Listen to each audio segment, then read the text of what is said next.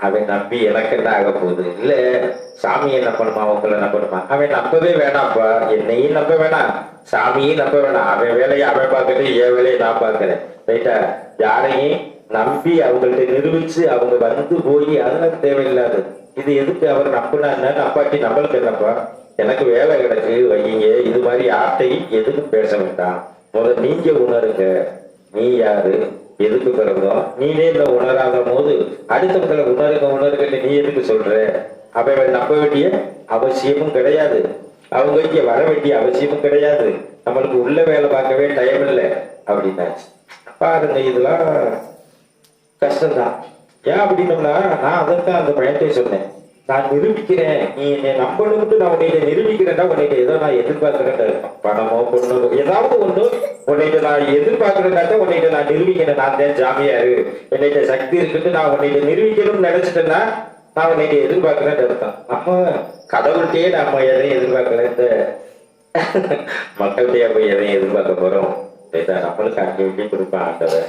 வேணுங்கிறத நம்மளுக்காக கொடுக்குற அவருக்காண்டி கொடுப்பான். ரைட்டா? நம்மளுக்கு எல்லாம் கொடுத்து முடிச்சுட்டாரு. ரைட்டா? இனிமே கொடுத்தால் அவங்களுக்கு அடுத்த பிறப்பும் இருக்கு, பார்த்துக்கலாம். சரியா? அதனால யாரையும் நம்பாதீங்க. இந்த முக்கியமான குறிக்கோளாங்க இதுகள்லாம் கொஞ்சம் ஒதுக்கி வைங்க.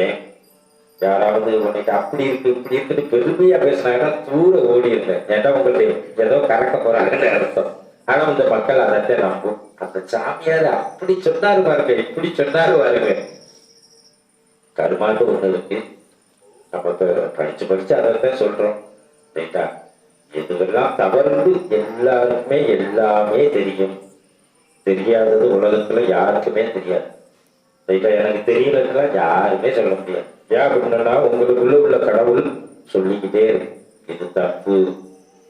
அவங்க சொல்றாங்க பாருங்க, சாமி கும்பிடலாமா, செலவு வச்சு கும்பிடலாமா, இதெல்லாம் பண்ணலாமா அப்படின்னோம்னா அப்ப நம்ம தப்பு பண்றோம்னு தெரியுது. தவறான ஒரு காரியம் இருக்கும்போது அது எதுக்கு தப்புன்னு தெரியுது, அதை எதுக்கு உணரணும், அதை எதுக்கு போய் செய்யணும்? ரைட்டா? சரியா? ரைட்டு, பார்ப்போம். நீங்க ஒண்ணு கனிமணி சாப்பிடுறது தெம்பு அப்படி அப்படிமா. இப்ப அறிவியல் ரீதியா நீங்க நல்லா டிவி பார்க்குறவங்க, ஆராய்ச்சி பண்றவங்க, உணர்றவங்க பொறுமையா ஒரு நிகழ்ச்சியை உள்வாங்கி பாக்குறீங்கன்னா சாப்பிட மாட்டாங்க. சரியா? அப்படி விஷமாயி போச்சு. முன்னாடி சைவம் அசைவம் தெம்புட்டாங்க. இப்ப அப்புட்டு ஊசியில விஷமாகி டெய்லி டிவியில வரத்தை செய்து எல்லாரும் பாக்குறாங்க. சரியா? மீனில முதல்கொண்டு இப்ப விஷ ஊசி, அந்த ஊசியை போட்டாங்களாம். கெட்டே போகாம கிருமிகள் அழிச்சு எத்தனை வருஷம் எத்தனை மாசம் ஆனாலும் கெட்டு போகாது. அந்த மாதிரி அது பிறகு இந்த பிராய்லர் பொருட்கள் 100% விஷம். அதை நிரூபிச்சிருக்காங்க நிறைய பேரு. அந்த உங்க விஞ்ஞானிகள் கூட நிரூபிச்சுட்டாங்க. நம்ம என்னைக்கு ஆன்மீகத்துல இருந்தோமோ அன்னைக்கு நிறைய விஷயங்கள் ஆண்டவன் கருணனால தெரிஞ்சுக்கிட்டு தான் முடிஞ்ச அளவு எதையெல்லாம் ஆண்டவன் இது உடல் நலத்துக்கு கெடுதல் அப்படின்னு சொல்றாரோ அதையெல்லாம் முடிஞ்ச அளவு ஒதுக்கியாச்சு. இப்போ இங்க இருக்கிறவங்க நம்ம யாரையுமே கண்டிஷன் பண்றதும் இல்லை, கட்டாயப்படுத்துறதும் இல்லை. இது பாதை, நம்ம சொல்லியாச்சு. உன் விருப்பம், நீ எந்த பாதையில போனாலும் சரி. அது அவங்கவுங்க விரும்பி செய்ய வேண்டிய முறைகள். சரியா? அதனால மனித பிறப்புண்டு ஒண்ணு இருக்கு, ஏன் பிறந்தவண்டு ஒண்ணு இருக்கு, எதுக்கு பிறந்தவண்டு ஒண்ணு இருக்கு, அடுத்து என்னவா பிறக்க போறவண்டு ஒண்ணு இருக்கு. இது எல்லாமே அவங்கவுங்க கையில தான் இருக்கிறோடைய, கடவுள் கையிலையும் இல்லை, சாமியார்கள் கையிலையும் கிடையாது. சரியா?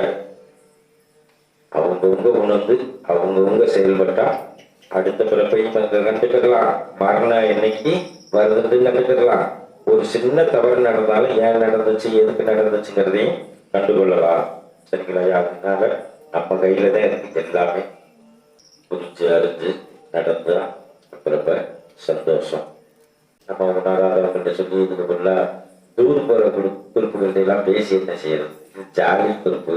ஏதோ டூர் போனோமா, டான்ஸ் ஆடணுமா, ஜாலியா, அதுல வேற ஜாலியா நாங்க போயிட்டு வரணும். போக எத்தனை நாளைக்கு போகணும் பார்ப்போம்.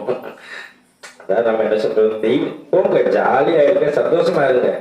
தெய்வத்தின் பேரை சொல்லி மாலையை போட்டுக்கிட்டு பண்ணாதீங்க சொல்றோம். ஜாலியா இருங்க, சந்தோஷமா இருங்க, இன்பமா இருங்க, எல்லாருக்கும் சந்தோஷம் தான். ஆனா தெய்வத்தின் பேரை சொல்லி டான்ஸோ இந்தபடி ஏதாவது ஒரு தெய்வத்துக்கு நல்லது செய்யாட்டாலும், அதுக்கு பேர் வாங்கி கொடுக்காட்டாலும், நம்ம நல்ல பேர் வாங்கி கொடுக்காட்டாலும் கெட்ட பேராவது வாங்கி கொடுக்காம இருக்கணும்.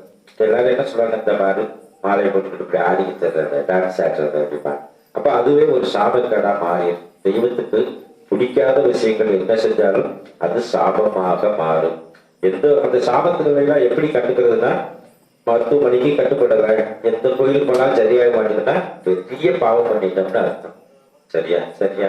ரைட், பாப்போம். நல்லபடியா செயல்படுங்க. இறைவனை உணர்வதற்கும் இறைவனை பேசுவதற்கும் தன்னை உணர்வதற்கும் எளிமையான வழிமுறைகள். கடவுள் நம்மளுக்குள்ளதான் இருக்காரு. அந்த கடவுளை காண்பதும் உரையாடுவதும் பேசுவதும் ரொம்ப ரொம்ப அற்புதம். ஒரு பையன்கிட்ட சொன்னேன், தம்பி பாசமெல்லாம் அளவோடு வச்சுக்க. மனைவியாக இருந்தாலும் சரி, பெற்ற தாயாக இருந்தாலும் சரி, தந்தையாக இருந்தாலும் சரி, பிள்ளையாக இருந்தாலும் சரி, எல்லாத்துக்குமே ஒரு அளவு இருக்குது. இந்த அளவை தாண்டக்கூடாதுப்பா. நீ ரொம்ப பற்று வச்சிருக்க, இது ஆபத்து தம்பி. இன்னும் உனக்கு வாழ்க்கையே தெரியல, எப்படி வாழணும்னு தெரியல. இதெல்லாம் நீ போக போக உணர்வப்பா. கடவுள் ஒண்ணு இருக்கு. பிள்ளையா பிறந்தா தாய் தந்தைக்கு என்ன செய்யணும் இருக்கு, தகப்பனா இருந்தோம்னா பெற்ற பிள்ளைகளுக்கு என்ன செய்யணும் இருக்கு, மனைவிக்கு என்ன செய்யணும். அந்த கடமைகள் தவறக்கூடாது. கடமைங்கிறத செய்யணும். ஆனா ஓவரா அது இல்லாட்டி நான் இல்லை, நான் இல்லாட்டி அது, அந்த அளவுக்கு போறதுதான் தவறு.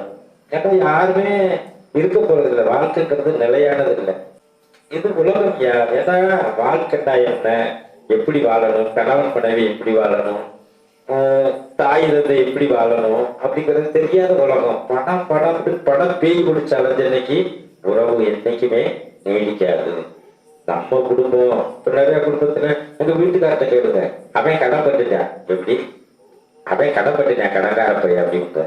அதே வீட்டுக்காரன் கோடி கோடியா சம்பாதிக்கட்டு என் வீட்டுக்கார.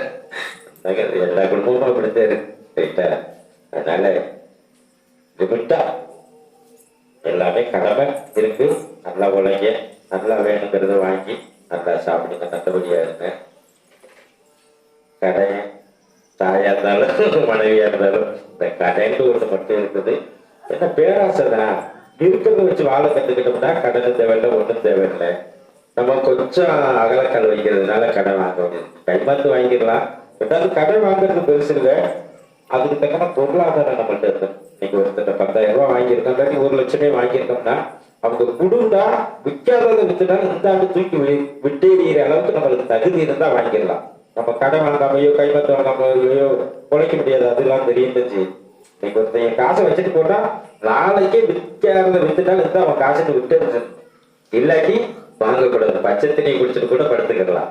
வீடு வாசல் இல்லாட்டி ஒரு கூரை கொட்டகையை போட்டு கூட படுத்துக்கலாம். மொழிய அளவுக்கு மீறி எதுவும் பண்ணிட்டு அப்புறம் போய் முட்டிக்கிட்டு நிற்க கூடாது. சரியா? சரி, இதெல்லாம் வாழ்க்கையில நடக்கிறது சகஜத்தான். அந்த வாழ்க்கையை புரிந்து போயிடணும், அவ்வளவுதான். சரியா? ரைட். எல்லாரும் கொஞ்சம் கொஞ்சம் விட்டு கொடுத்துக்கோங்க, அவ்வளவுதான். ஒரு 5 நிமிஷம் சண்டை வர்றதுலாம், மனைவி கணவனை பேசினாலும் கணவி மனவனை பேசினாலும் தாய் தந்தை யாரு பேசினாலுமே யார் குடும்பத்துல பிரச்சனை இல்லை, மண்டை முற்ற அளவுக்கு பேசுறாங்களா எந்திரிச்சு போட்டு போயிட வேண்டியதான். ரைட்டா? அவ்வளவுதான். அவங்க வாட்டுக்கு எவ்வளவு நேரம் பேசுவாங்க, நம்ம இருந்தாத்தான் பேசிக்கிட்டே இருப்பாங்க. இடத்த காலி பண்ணிட்டோம்னா ஒத்தையில பேச போறாங்க, அவ்வளவுதான், முடிஞ்சு வச்சு. சிம்பிளான வழி. ரைட்டா? குடும்ப பிரச்சனையில இருந்து கிடக்கிறதுக்கு எளிமையான வழிகள்லாம் எவ்வளவு இருக்கு. அது ஒண்ணு பேச, நம்ம ஒண்ணு பேச, அது அருவா கத்திக்க போயிருக்க கட்டை எடுக்க, அது ஏழ்ற. அதாவது ஏதாவது ஒண்ணுல போய் முடிச்சுட்டா கஷ்டம் எல்லாத்துக்கும் தான்.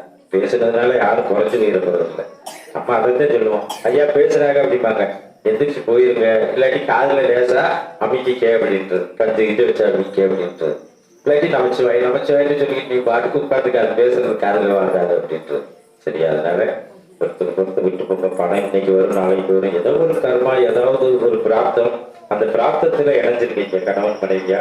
அந்த இணைஞ்ச பிராப்தத்தை நல்லபடியா கரை சேர்த்து ஒற்றுமையா இருந்து விட்டு கொடுத்து எவ்வளவு நாளைக்கு வாழ போறோம். இப்ப வயசு எல்லாம் குறைஞ்சுக்கிட்டே வருது. இருக்க தொட்டிக்கு நிம்மதியா வாழ்ந்துட்டு இறைவனடி சேர வேண்டியது எல்லாரும் கடமை. ஓம் நம சிவாய. ஜெய் ஸ்ரீராம். ஸ்ரீராம தேவாய நம.